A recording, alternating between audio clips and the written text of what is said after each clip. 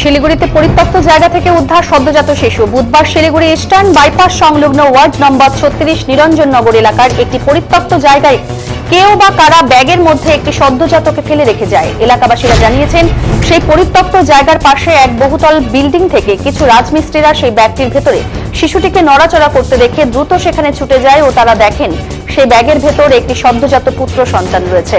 এলাকাবাসীরা তড়িঘড়ি সদ্যজাতটিকে শিলিগুড়ি জেলা হাসপাতালে নিয়ে যায়। এরপরই হাসপাতালে কর্তব্যরত চিকিৎসকেরা শিশুটির চিকিৎসা করে জানান সদ্যজাত শিশুটি সুস্থ রয়েছে। পাশাপাশি ঘটনার খবর পেয়ে জেলা হাসপাতালে পৌঁছায় আশিঘর ফাঁড়ির পুলিশ। তবে কে বা কারা সদ্যজাতটিকে সেখানে ফেলে গেছিল তা এখনো জানা যায়নি। আমাদের বাড়ির পাশে একজন বাচ্চাটাকে পাঁচিলের ওই পারে ফেলা রাখছিল।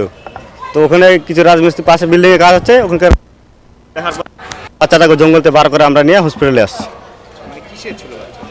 ছেলে বাচ্চা একটা ব্যাগের মধ্যে ছিল।